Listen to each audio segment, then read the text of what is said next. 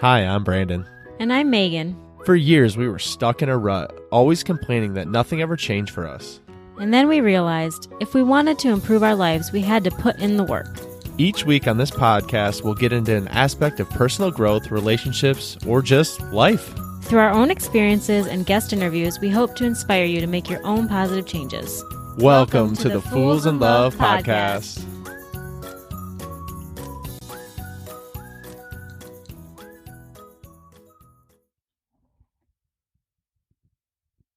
Hey, you guys, welcome back to another episode of the Fools in Love podcast.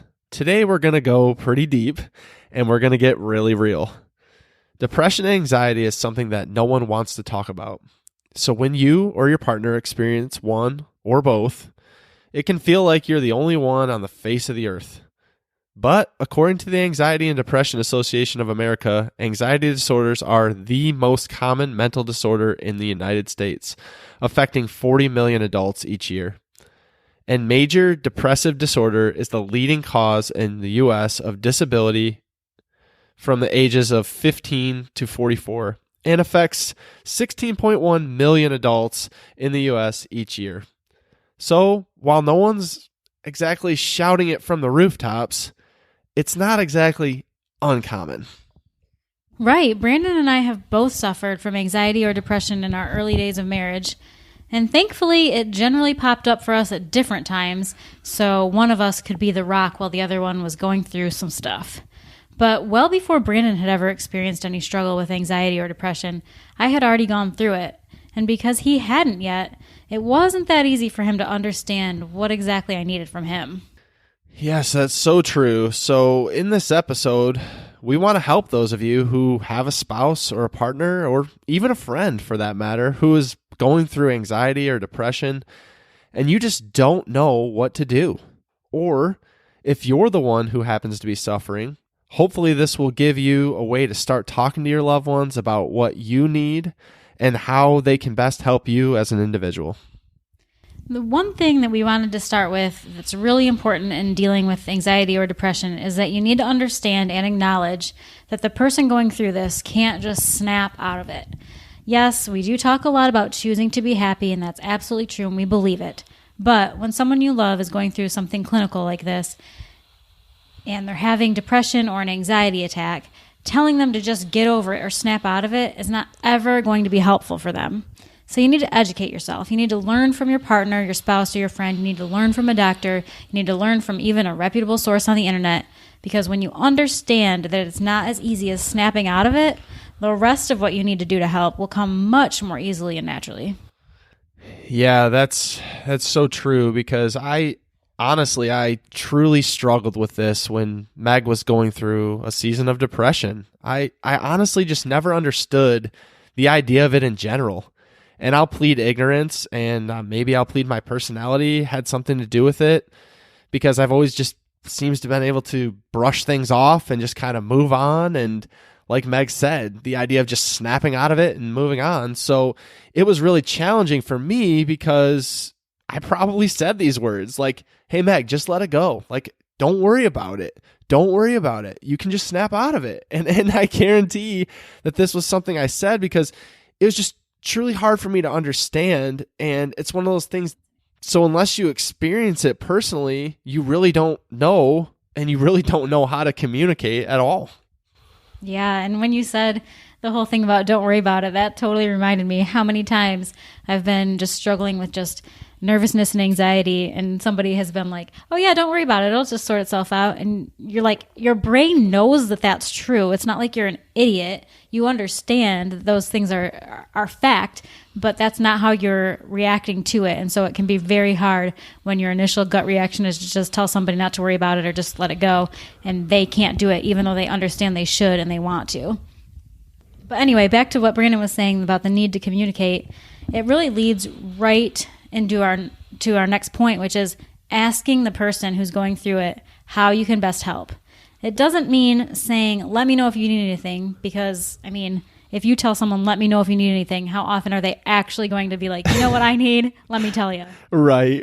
Yeah. Oh, you know what? Thanks for saying that, because let me just go into this list of what I actually need. Right. That's not how it works. So instead of saying, let me know if you need anything, you need to just lovingly and without any judgment say that you want to be there for them, but you want their input on what that looks like for them, because it can mean different things to different people. So, for example, if it's your spouse, does that mean taking over some of the household duties? Or if you have kids, does it mean taking over bedtime and bath time some nights? Or does it just mean extra attention or going out and doing fun things? Or does it mean staying in and having cuddle time on the couch with some movies more? It just depends on that person and what they need. If it was a best friend, do they want you to daily check in on them, or maybe give them a little more space? It's all just an individual thing, so you have to be able to say, hey, I want to help you. Which of these ways can I help you? Right. And the idea here is with the person struggling, I mean, they're going to know way more about what they need than someone just trying to cheer them up.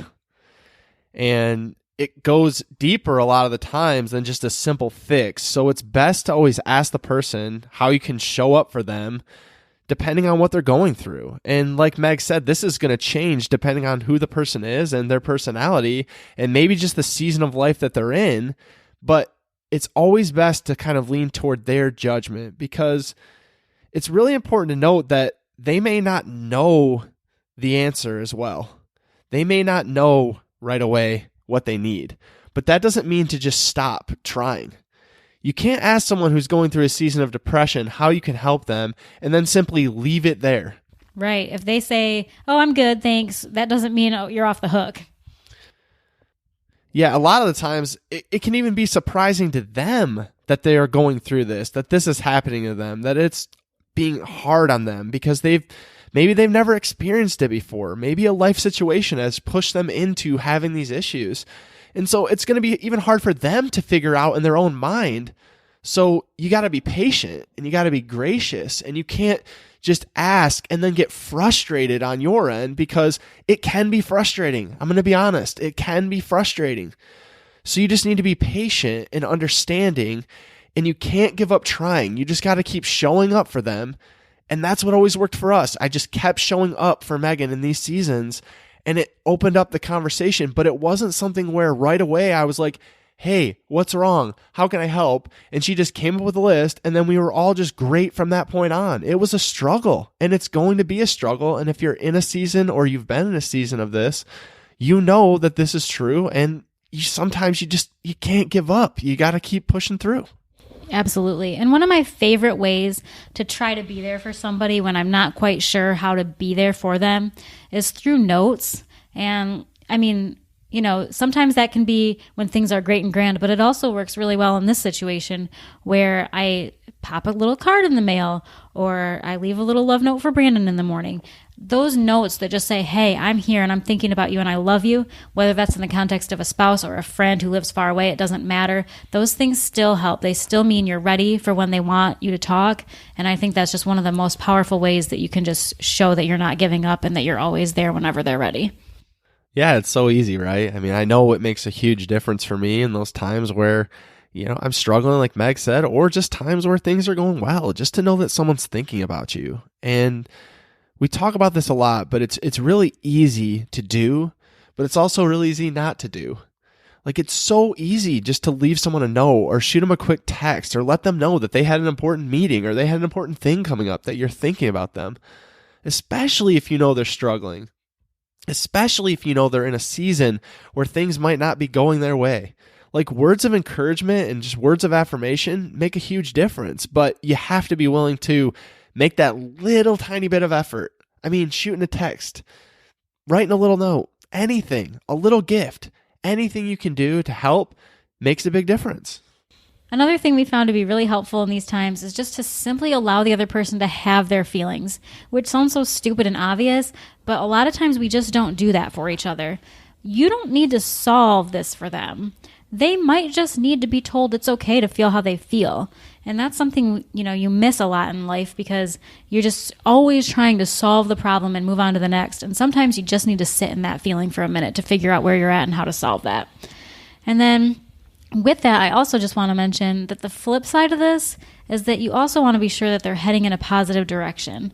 Because, of course, you need to allow the feelings, but if they aren't getting any better with time and they won't get help, then it's also, I believe, your responsibility as a good friend, a good partner, a good anything, to speak up and encourage them to do what they need to do to get their life back on track. Yes. And again, this was just so tough for me. And it's always been tough for me because I've always wanted to fix things for Meg. I've always just wanted to fix things for people. Like, I just want to be that person who can fix it and just make it all better. I do it for my kids. I do it for my wife.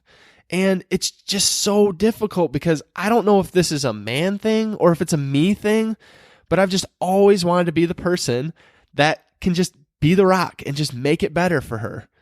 But in this situation, you just really can't do that. And that's so hard. It's so hard to take when you have a mindset like I did that I can't just fix it. It's not something I can do. It's not something that I can personally do. Many times it's something where the person is struggling with something inside, and what you can do is just consistently show up. And frankly, there's not a lot else you can do. You can be patient, you can show up, and like Meg said, you can allow them to have the feelings. But again, you need to be there and be firm when you need to be, because you can't be sitting there also at the same time wallowing your bed day by day, feeling sorry for yourself, falling into that cycle of self-pity, because when you fall into that cycle, then you can never see the light because you're not allowing yourself to see the light. Right. So I think the easiest way for me to say this is just to be there to listen. Don't try to fix everything. But also, if that person is getting to a point where it's just getting like it's hard on your own soul as the person that's dealing with the other person trying to go through this, then I think you also have to speak up for yourself and your own sanity, because you can't go down with them. I mean, I know that's not like the perfect way to say that, but I don't have a better way to say that, but you can't go down with them. You have to be able to see beyond that and help them help themselves. Yeah, that's so true, because someone's got to remain positive in this light too, because if someone's having an issue, and again, you bring it up and you want to talk and you want to help, I have to say again, it's going to be frustrating. It's going to be hard. And again, if you're coming from a place like I was, where your mindset is you want to be the fixer, you want to be the doer, you want to make it better, then it's going to be really hard when you get pushed away. Because a lot of times you can just get pushed away, where you try to be there, you try to be the person, you're trying to help, and they may not know what to do, or they may just be confused, or they may push you back. And frankly, what do you do in that moment? Because there's two things you really can do. You can give up and say, forget it, and then nothing's going to get better for either one of you. Or you can continue to show up, and you can continue to hope, and you can continue to try, and you can see if it makes a difference. And in our case, it did. And another big one that we wanted to touch on is just giving grace. So I think here you have to really understand that having depression or anxiety can make people more sensitive. Maybe not everybody, but at least in our case, it seems to make us both a bit more sensitive. Indeed. And it can just make you do or say things that you usually wouldn't. And I think in that case, it's so important to just give that grace and just forgive them. Understand that they're saying that, but they're not coming from their heart right then. They're coming from this world of confusion and this world of just total turmoil. And the things that they would normally believe and say and think are just not where they're at right now. So forgiving easily and forgiving quickly. And if it happens again, forgive them again. Just try so hard not to get frustrated when someone breaks down in tears for the fourth time in a day. You know, if you can just hang with them through those complicated times, it can go a really long way. It can make them feel loved and understood, even though they know they're acting a little bit not themselves, maybe a little bit crazy. But just having those moments where you're the safe place can just feel so good to that person going through this experience. And then just realizing that the snapping and the frustration came from the mental illness, not from their feelings about you. So don't internalize what they're saying and what they're doing and making it about you and that you're the problem and that you're the reason, because it's not about you. It's about what they're going through right now.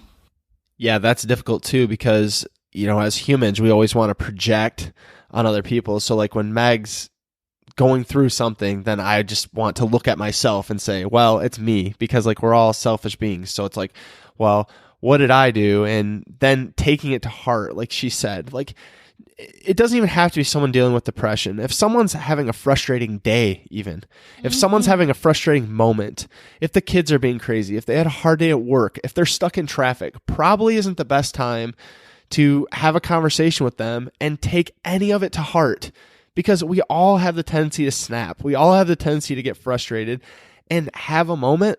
So like Meg was saying, if someone's suffering with depression, you have to show them grace, because there's really nothing else to do, because you're going to end up getting frustrated, making the situation worse, getting yourself frustrated and angry. It just isn't going to resolve anything in this moment. And you need to show up and know that, hey, I get you're struggling. I'm going to be here for you. And really, regardless of what you're going to do, I'm going to keep showing up for you, and I'm not going to take this to heart. I'm not going to take it personally, because I know there's something deeper that you're struggling with. Gosh, I love that. I love how you just said that. It's like 1,000% on point. But another thing that we found out, and this took kind of a while to figure out for each other, but there's just going to be times when the person with the depression or anxiety will want to talk about it, and times they won't. So try not to force conversations. You also need to try, and I know it's crazy when I'm saying it, along with not trying to force the conversations, you also need to try not to avoid them at all costs. Be a listening ear when it's needed, but don't make it like the only thing you guys can possibly talk about. There has to be balance in these times, and it has to come from them. Trying to force them to talk about it when they're not ready isn't going to solve anything. And also avoiding it like a plague because you can't handle it is going to make them feel like a complete freak, like something's totally wrong with them that can never be fixed or addressed or spoken of. Oh, this episode's just calling me out, because I have to admit again, I mean, this is where I went. Like when Meg was going through seasons of depression, or we were going through it as a couple, I just avoided it. I just avoided it at all costs. It's like I tried, but then like when it didn't work, I was like, well, I don't really know what I'm supposed to do. So I guess I'm going to just walk on eggshells over here and kind of just keep myself out of sight, because then I can't anger or push anything further, because, you know, hey, that's a solution, right? And that's just where my mind went. And that might be where a lot of your minds are going. And you might be in a situation where you're like, I'm not going to poke the beast. I'm not going to go into the lion's den. Like, I just want to stay back here and just walk the line and hope I'm not noticed, and hope I'm not going to just perpetuate or just do anything to overdrive or anger you or frustrate you. And really the most important thing here is you just need to be available. It doesn't have to be a constant, never-ending conversation like Meg was saying, but you need to know that they're going to need you. Like, it's going to come up where they are going to need you. And with this, you'll probably have to make a priority of making time for them. Yes, you're probably going to have to prioritize them. You're probably going to have to put them ahead of yourselves in these moments. You can't have it both ways. You can't say, I want to talk about this, but, you know, right now I'm watching the sports game, or right now, you know, I'm going to hang out with the guys, or right now I have this work commitment. So I get you need me, but not going to happen right now. No, you need to take this time to prioritize. And again, hopefully this isn't something that goes on forever, and it probably won't, but you need to put them at the forefront of your mind. And if they are in a place where they want to talk, then you need to make yourself available to them. And you need to understand that this isn't always easy to talk about for them. So listening and communicating and being there when they need you is just going to open it up for more conversation. But imagine if they come to you and they want to have a conversation and you're like, you know, that's great. I want to listen to you, but I got this other thing going on over here. So maybe next time I'll catch you. Sounds like avoidance to me. Right. And again, it takes a lot of courage, in my experience, to have these conversations. It takes a lot of effort. It takes a lot of vulnerability. And you need to accept that that's where they're coming from, and you need to make yourself available. Yeah, it might not be the perfect time, but you need to make the time for them, because it's not probably the perfect time for them either, because no one wants to talk about this. In my experience, you don't want to talk about it. But if you come and you have the courage to bring it up and you have the courage to move forward, then you need to have a partner who has the understanding that you need to talk at this moment and be there for you as a shoulder. Right. And I mean, the idea is really that, like Brandon said, this won't be forever. So yes, they might need you right now in this moment, but it shouldn't be forever. There's going to be give and take in any relationship or friendship. And it's just like right now, this is the time that they need you. And that will be reciprocated later on at a time when you need them. Maybe not for anxiety, maybe not for depression, but in some capacity, a friendship or a relationship of any kind is give and take. And right now, you need to just be willing to be the giver. I love that because in our experience, again, it's you go through seasons of this.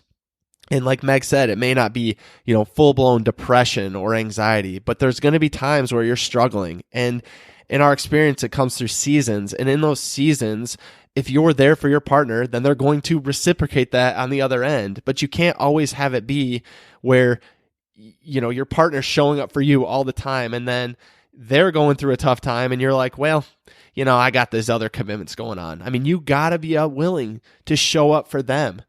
If you're married, this is what you agreed upon. This is what you signed off on your wedding vows. Like, you need to show up for them. It's not the time to be selfish. If you want someone to show up for you, you need to show up for them. And in these moments, they need you. They need you probably more than anyone else they could possibly need. And so you can't shut them off. You can't say you're too busy. You need to be there for them. Right. Love them regardless of the fact that they can't love you back the way that you want to be loved right now. Love them in spite of all that. Yes. We're also big advocates, and I think Meg mentioned it a little earlier, but just taking time for fun during these periods of depression or anxiety, if possible, of course. But in some cases, you'll be unable to even get that person out of bed. But the likely scenario is that person is somewhat functioning. They're probably going to work. They're probably getting themselves out of the house at some point. So see if you can't take them on a date. See if you can't get your friend or loved one to possibly go to a workout class with you. Whatever you can do to try to bring them out of the normalcy, to bring them out of the monotony, and to show them a little fun is worth a shot. I mean, it's not going to necessarily fix them, but it can help them get out of their own heads for an hour or two and just forget and remember what they were like when they were joy-filled. Just bring them out of it, and maybe it allows them to feel better. Yeah, we definitely have done this a time or two. I mean, we've done this for a million different reasons, not always just because one of us is feeling down, but we are total supporters of just dating and fun things and activities. Even just a fun Netflix show can be, just something to do together that just feels like a part of your normal life that feels good, but it isn't all about the problems and the issues all the time. So anything you can possibly do, like Brandon was saying, a workout or whatever, is just something that's going to just allow them to be themselves for a little bit of time where they can forget the rest of the crap. Yeah, one of the easiest things to do, but somehow also seems really easy to forget, is to remind your partner or friend or loved one that you love them, no matter what. So a lot of times it can seem like you're just totally alone and no one cares. And so the more you can reassure that person that they're valued and loved, the less alone they'll feel in all of this. Ultimately, the best thing you can do is keep showing up and be a listening ear. That support will mean the world to the person who is experiencing depression or anxiety. We hope you found this episode helpful. We hope that we've given you some good things to think about if someone in your life is going through all this. And we will hopefully bring you something a bit lighter next week. Amen to that. Hey B, what did you think of that episode? I think it was pretty dang good. Well, what should someone do if they enjoyed these last 30 minutes? They should probably head over and leave us a review so we can reach more people. They definitely should. Guys, if you like the Fools in Love podcast, please go follow us over on Instagram at Fools in Love Podcast. We'd love to connect with you and learn more about what you'd like to hear.